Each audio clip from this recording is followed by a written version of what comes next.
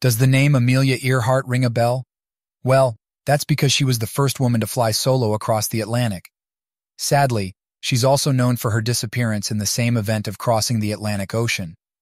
But 91 years and tons of theories later, could Amelia's disappearance finally be solved? Hey there, welcome back to our channel.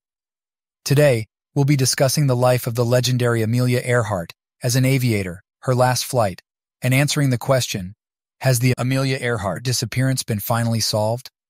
Many theories surrounded the disappearance of the female aviator, one of which was that she was an American spy and was captured by the Japanese. Are these theories finally being debunked? Let's find out. Before we begin, we'd like to know, because Amelia's name has been referenced in pop culture many times, when was the last time you encountered her name? In a film?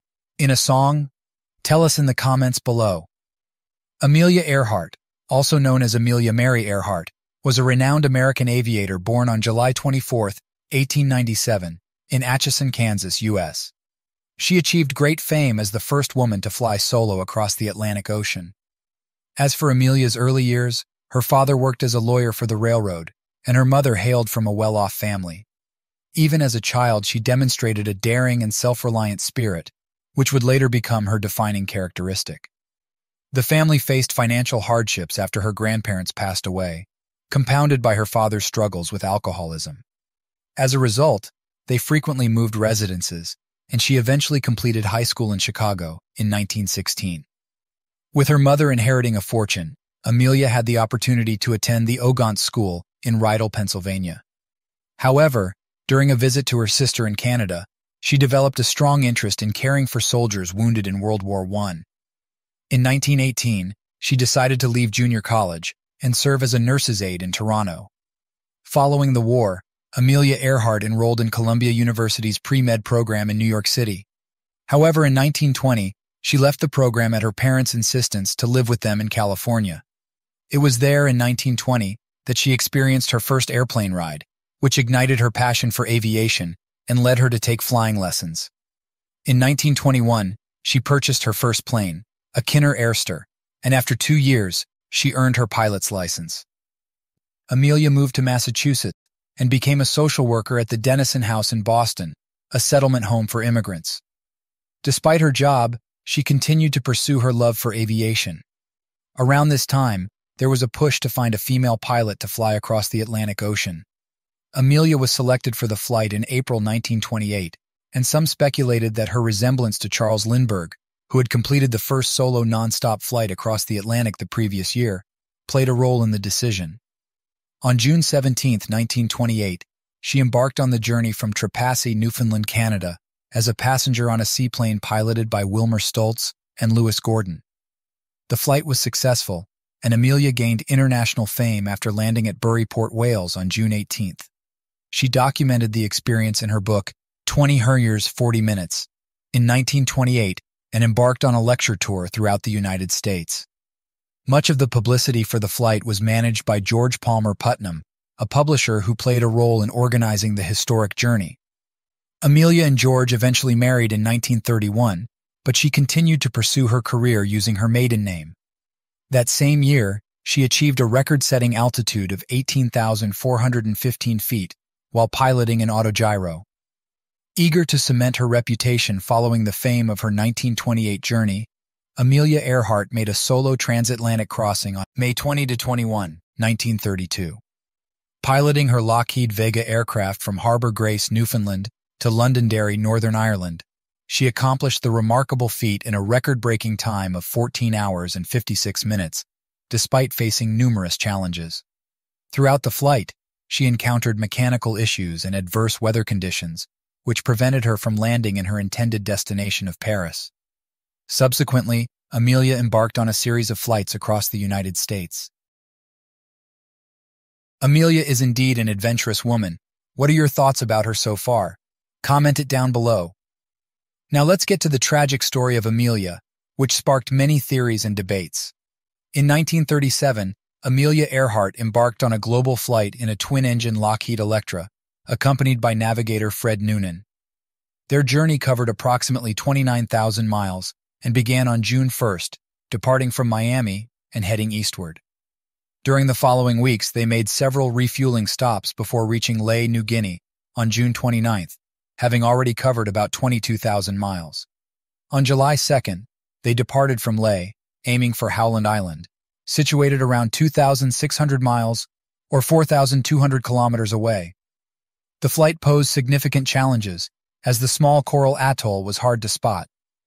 To aid navigation, 2 brightly illuminated U.S. ships were positioned to mark the route, and Earhart intermittently communicated with the ITASCA, a U.S. Coast Guard cutter near Howland Island. Towards the end of the journey, Earhart radioed that their plane was running low on fuel. About an hour later, she announced, "We are running north and south." Sadly, this was the last message received from the aircraft, and it was believed to have gone down approximately 100 miles or 160 kilometers from the island. A thorough search operation was conducted to locate Earhart and Noonan, but on July 19, 1937, it was called off, and both of them were officially declared lost at sea. Over the years, 3 main theories have circulated regarding the mysterious disappearance of Amelia Earhart, an enduring enigma in aviation history. The first and simplest theory suggests that Earhart and navigator Fred Noonan, flying their Lockheed Electra 10E, ran out of fuel and crashed into the vast expanse of the Pacific Ocean, falling short of their intended destination, Howland Island. Another theory proposes that Earhart, and possibly Noonan, survived a crash landing, but were taken captive by Japanese forces, who were expanding their presence in the region before World War II. A third theory posits that the Lockheed Electra crashed either on or near NIKUMARORO Island, located approximately 400 miles south of Howland. This potential accident may have resulted from a navigation error. NIKUMARORO, previously known as Gardner Island, is a small coral ring that is now part of Kiribati. But 2 theories prove to be the closest to solving Amelia's disappearance. The first theory, supported by a new analysis conducted by Richard JANTZ, an anthropology professor emeritus and former director of the University of Tennessee's Forensic Anthropology Center, focuses on the possibility that Amelia Earhart's disappearance aligns with the scenario involving NIKUMARORO Island. In 1940, a British expedition to NIKUMARORO discovered skeletal remains, including a human skull, arm bones, lower leg bones, and thigh bones. These bones were sent to Fiji, where physician D.W. Hoodless examined and measured them.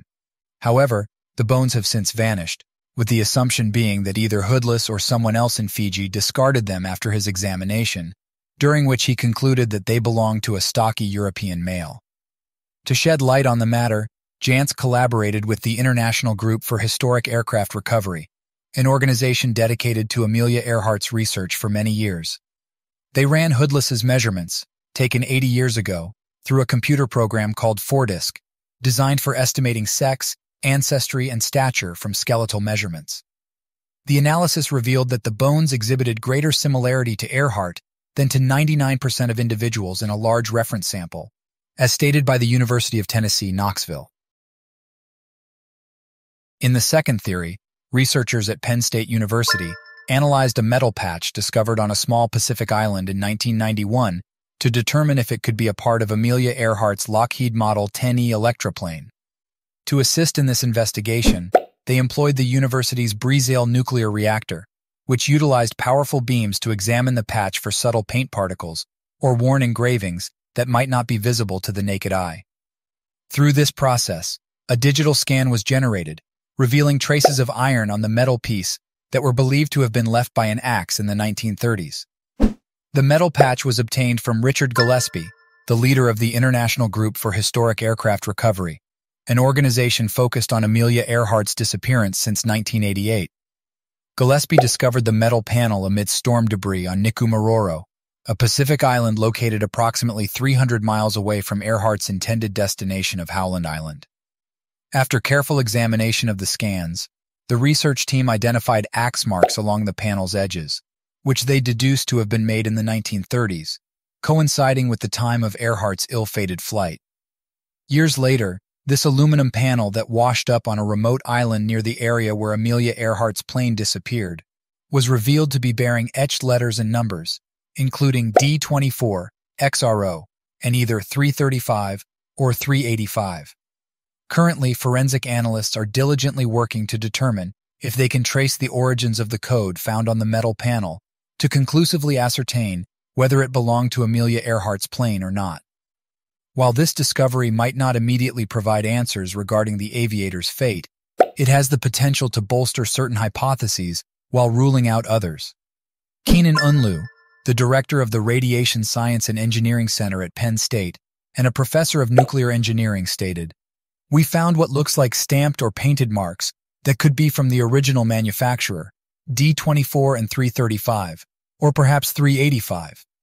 We don't know the significance of these markings, but they represent the first new information from this panel, which has been examined by various experts using different scientific techniques for over 30 years. The metal panel, measuring 19 by 23 inches, washed up on NIKUMARORO and displays 5 parallel lines of rivet holes. It is believed to be an exact match for the one that was attached to the fuselage of Amelia Earhart's Lockheed Model 10E Electra in Miami. The collective anticipation of experts, scientists, and the general public centers on the hope that this recent discovery could eventually provide the long-sought answer to the enigma of what truly occurred to Amelia Earhart during her ill-fated 1937 journey.